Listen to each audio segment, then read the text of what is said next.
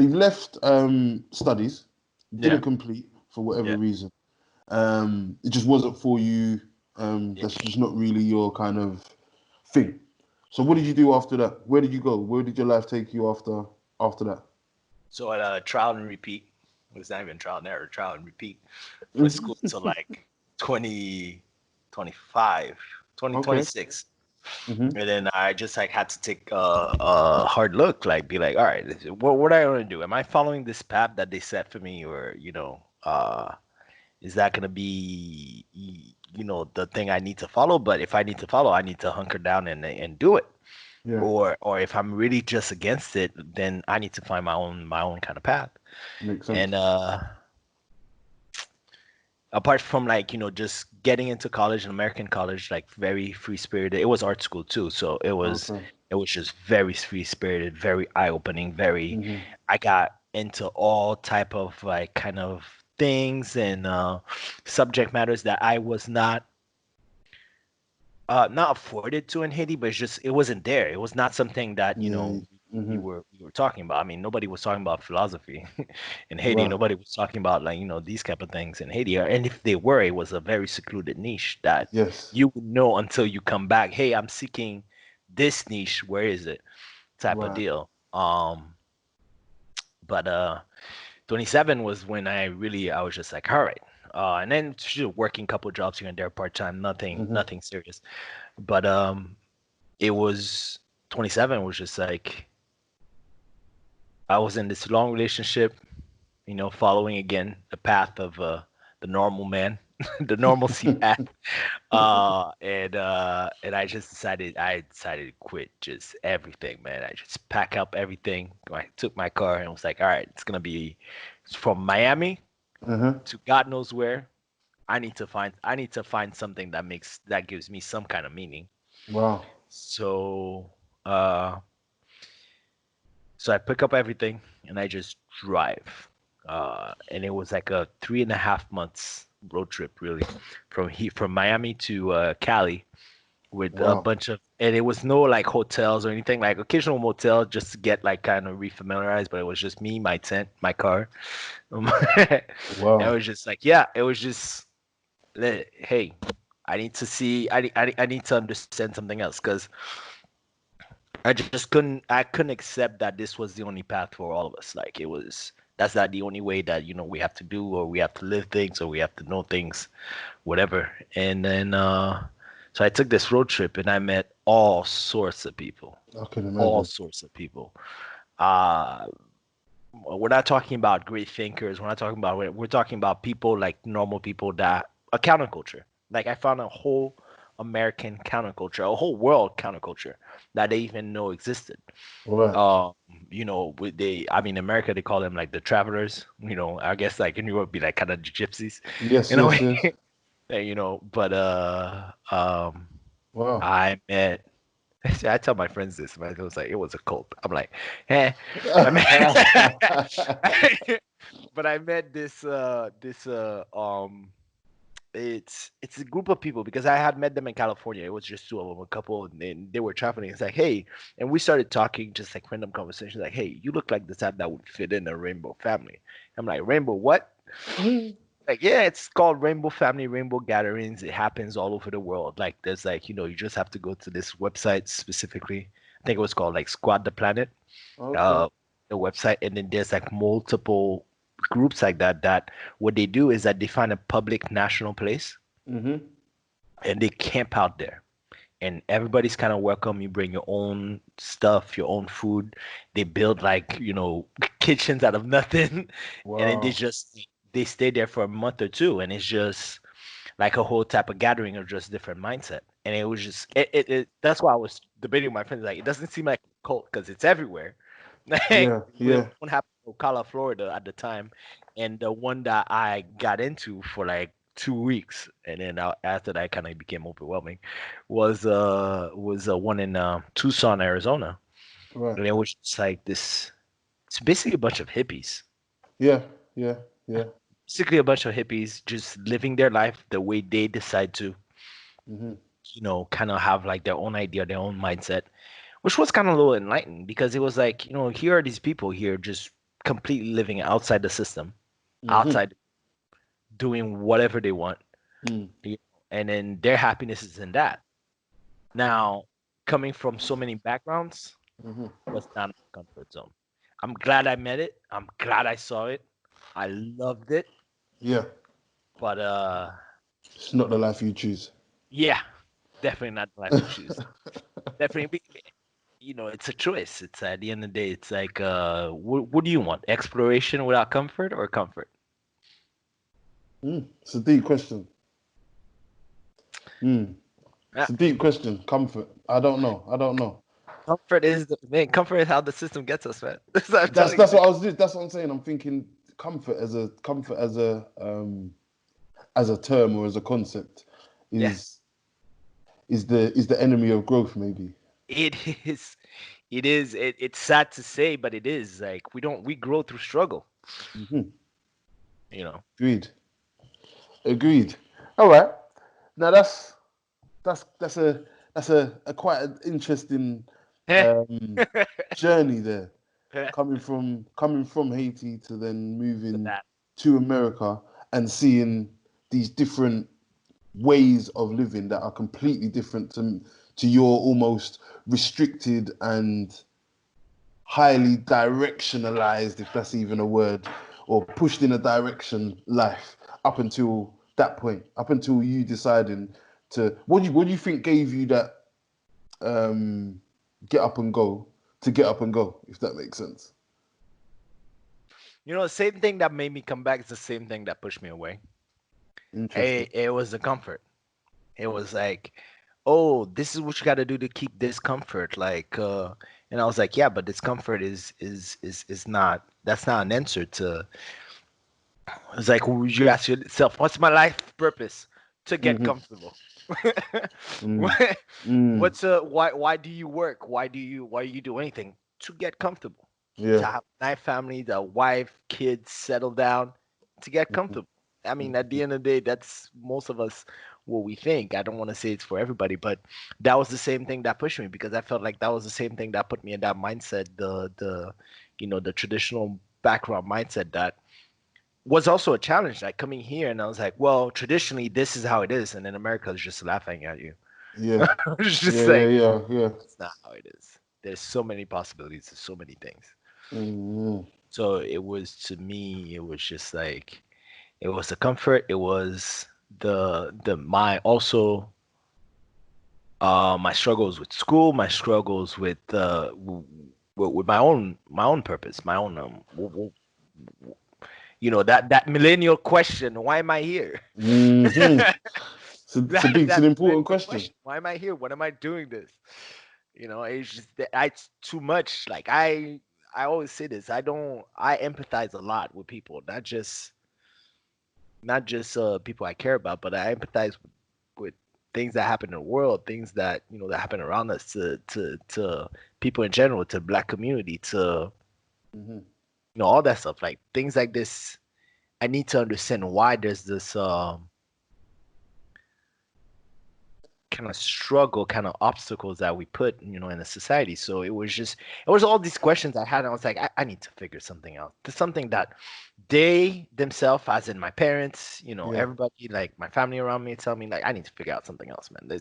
It can't just be all that. Mm-hmm. Bear with me. I'm just gonna turn this light on. I'm looking a bit dark in Okay. here. One sec. Oh dear. All Yeah. right.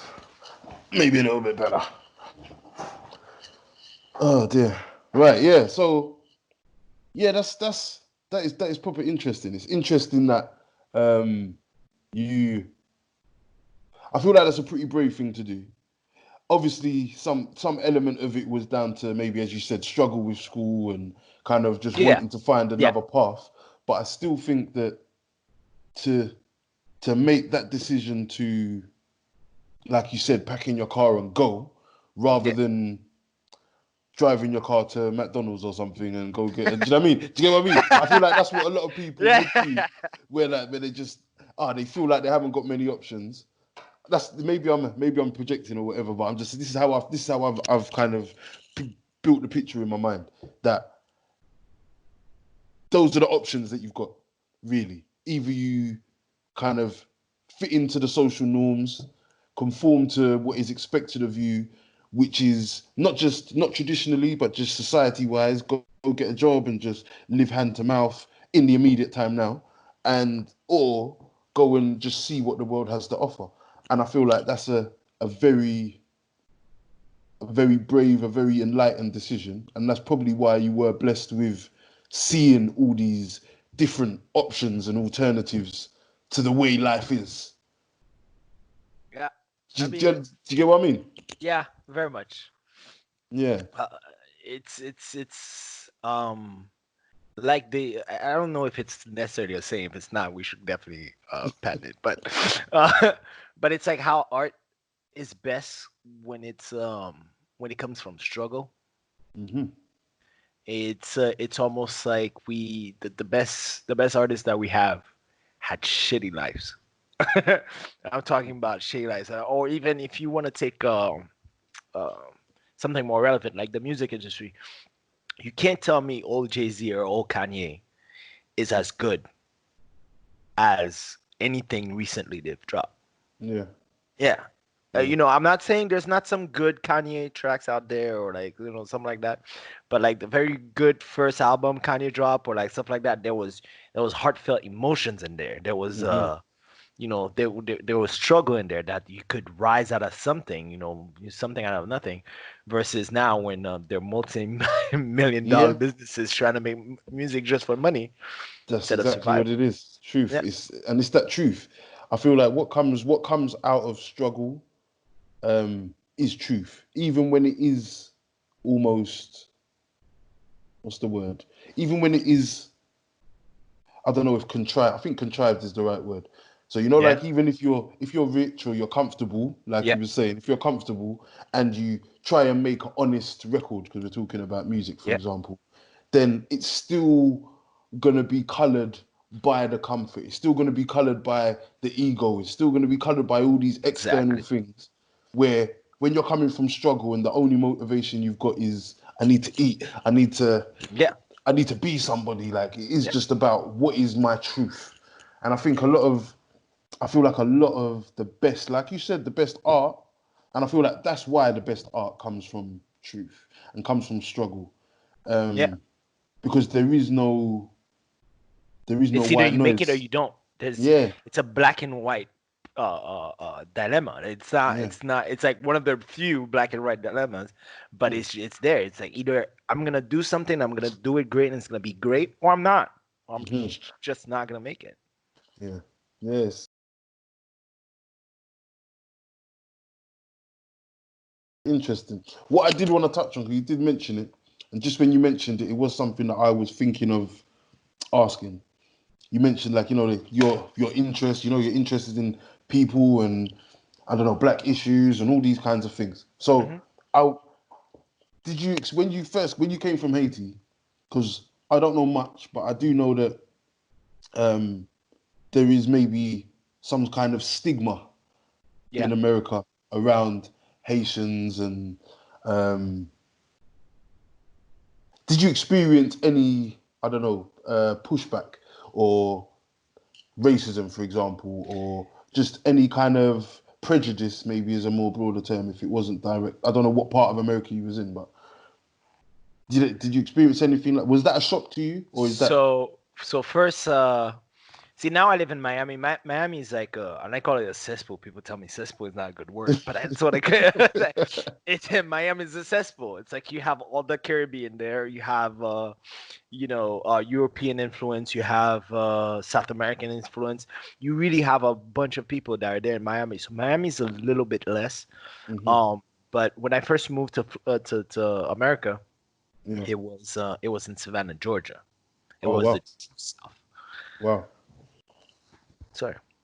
So So the thing with Savannah that I didn't know. So the thing for me growing up in Haiti, and I always tell people this is something I had to realize afterwards. hmm. It's we come from a majority of black, Right. so we're not used to being a minority.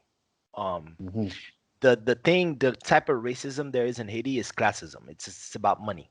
Right. So the more money you have, the whiter you look. Even if we look purple. Yeah, yeah, It's yeah. like if you have a lot of money, they literally on the streets, like the little poor kids in the street will call you, hey, hey, white, hey, whitey, hey, whitey, like Wow. that type. So um, it's something I never experienced till I came to Savannah, and now I'm 33, I can say it, but it's like first night trying out my fake ID.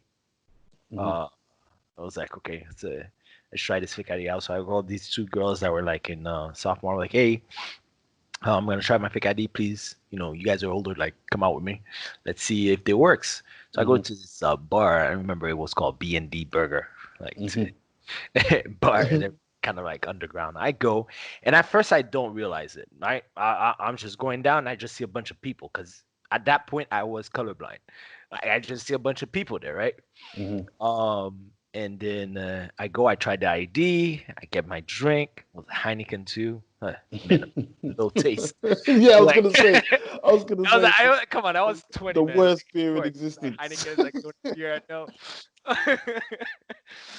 but uh, but yeah, so I take the beer, it works. I turn around to the ladies, I'm like, hey, I got my beer, shit straight. So they go and then they're ordering their drinks. So I'm kind of like canvassing the area. I'm like turning around looking, and I see these uh these white dudes like in the corner. Military bootcut. Savannah is like a very big base too. Like there's a Right. lot of military base there.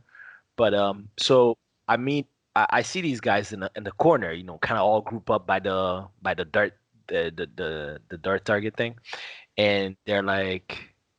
And they said something, and I'm saying it now because that's why I understood they said, but I really didn't hear it at the time. I was Yeah. like, oh, we don't accept your kind down here. Oh I'm like, wow. this is like 2005, 6, yeah. And so me being completely ignorant to Hmm. this, walks up to the guys. I'm talking about a bunch of military. Walks up by myself. Walks up and say, "Sorry, I didn't hear you. What'd you say?" It's like you heard me, and then that's when they all kind of pair up. And then that's kind of like how information sometimes take time to process. Yeah. Like, did he just say he doesn't accept my kind down here? And I'm looking at this fight. I'm like, I'm not winning this fight. There's no Yeah. Yeah. Yeah. winning this fight whatsoever. So I turn around to the girls and like, all right, I'm dipping. This is not my scene. This is what I Hmm. just heard. Yeah. And the girls is like, what? No, you're kidding me. What? I'm like, who did this? I'm like, these guys there. So I'm out. And then so I started walking, and then they turn around to right behind me and flip the bird to them too, which is kind of funny. We went out, and it was a weird, you know, it didn't hurt. Yeah. It didn't hurt because I haven't been put through that type of thing often.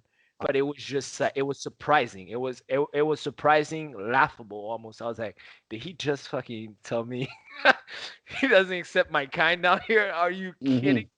Yeah. Like, what is this? The the audacity or the bravery of somebody That's to it. dare It to was say just that. like, Yeah. man, are you kidding? Yeah. And that's when I realized when I came down, I didn't realize this, and that's what I was trying to say. It was just an all white bar, but I didn't see that because I didn't see that at first. Already knew I was in America, so I already knew like the ratio of white and black would be different, and it was just like, Hmm. oh, okay, so I gotta watch out now. I can't just, yeah, I Yeah. can't just come in and Yeah. just, act nonchalant. I gotta, I gotta make You sure I gotta get be on your surroundings. toes, be aware. Yeah, yeah, yeah. Yeah. Yeah. Yeah. So how did that color your how was that manifest itself in the sense of now obviously maybe I'm presuming the girls that you were with were white girls. Yeah. You're going if you're there you're going to school or whatever, and if it's a mainly white area then you're going to be around white children and or young people or whatever. So how are you able then to be aware and still live your life as a child, excuse me, or Well, as a young person? Did I it did it see. affect did it affect your day to day? See, that's the thing. It didn't, and that's the kind of like study and analysis there because it goes back to the I grew up in a majority. Um, Hmm. so to me, this is kind of a joke. This is not real in a sense, although it was pretty real, especially in Savannah. It was pretty real, but it never affected me because I already knew my worth. You know what I mean? Wow. So I feel like Powerful. it was an interesting analysis, because I was like, so I get it though, because Black Americans do not have that luxury to be like, well, I was part of a majority, because they always been felt like a Hmm. minority. You know what I mean? So they always have Yeah. that minority complex. So no matter what, for them it affects them way more than it would affect me. Like to this Hmm. day, you still get, and I'm sure we all do. We still get Hmm. like little things here and there, but it never. It's not like it impedes me from doing anything or being anything different. I just now I know, okay, so I sense this area right here is probably not fitting for me, so I'm just not gonna be in there. But even if I happen Yeah. to be in Yeah. there, it's Yeah. not like, I'm stressed or scared shitless. I just make sure I watch my garden and kind of like move in as fast as possible and get out. Hmm. Hmm. That type of deal. Hmm. Yeah. But yeah. Interesting. Interesting. Yeah, something because I think that's definitely something I think about, especially when obviously I've I've never been to America, so I haven't been. So I just think about how that dynamic, um, being in a place where it's similar to being here in the sense that white people are the majority, and with power comes great responsibility. So they do have the power dynamic is different. So um some people will have that negative view of me just by looking at me. Yeah, I was saying that in those deep south states, Hmm. it's like they're open carry states. So it can, if somebody is going to take it that far, like fighting might not just be enough. Yeah, Because yeah, when I yeah, was young, yeah, I've had yeah. to fight. Do you know what I mean? But it's even though the guns do exist here, they're all illegal. So not everybody's got one. I feel like the fact you can go to the supermarket and buy a gun out there, everybody can have one, makes these potential interactions More, more sinister. yeah, more violent, more. It's Hmm. see, my conflict in anything is that I never look at only one side. So I try to look at Hmm. multiple sides. And Right. so when you say this, and then now when when we literally have martial law almost Hmm. instilled, so now you're like, Yeah. well, wait, am I for or against guns now? You know what I mean? It's Yeah. like, am I Yeah. for the accessibility of it or against it now? Because especially the times you just don't know, and it's not even so much for I want to own because I want to protect myself from the government. It's more I want to protect myself from people, because Yeah. now you don't know how people will react under these circumstances. Like I'm not, Hmm. and it's funny because although I did grow up in and I'll say semi-privileged, because privilege in Haiti means middle class here. it's Yeah. not Yeah. Yeah. it's not the same, type thing. But I grew up in a semi-privileged family, Hmm. and generations of guns. It's not just because for us it was normal and it was out of protection because of an unstable country. Right. Unstable we miss there were some school years we'd miss 2 to 3 months of school. Just we just could Wow. not go to school because it was just protests in the streets, burning front of schools, burning whatever because of an Wow. unstable government. So for us, having a gun was true protection. So I grew up around guns. I grew up. Hey, listen, I had kidnapping, um, like anti-kidnapping training. Wow. Like at the age of like 16, I was doing this with my dad, my younger brother, my mom. It's like all that stuff. Like we were doing this, like how to like hey, you stop, your car gets stopped. How the hell are you gonna defend yourself? Type of deal. Because and it's funny because I always tell people this is like, yeah, I may look preppy, but I grew up in the ghetto. I grew up Yeah. in the Yeah. number one Yeah. ghetto in the world. Like, Yeah.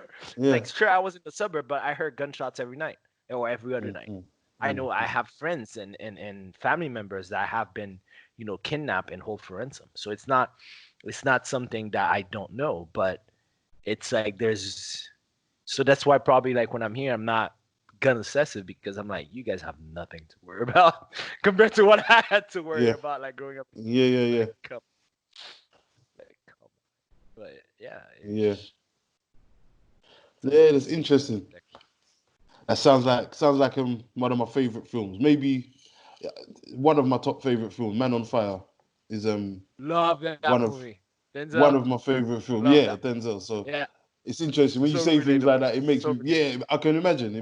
That's intense. Just thinking about having to on that list of what the jobs you have to do as a parent, adding Mhm. on to that already extensive list of jobs you've got to do is also to prepare your child for the risk of being kidnapped by somebody who wants to take what you've built for your child. Yeah, yeah, You know, it's yeah.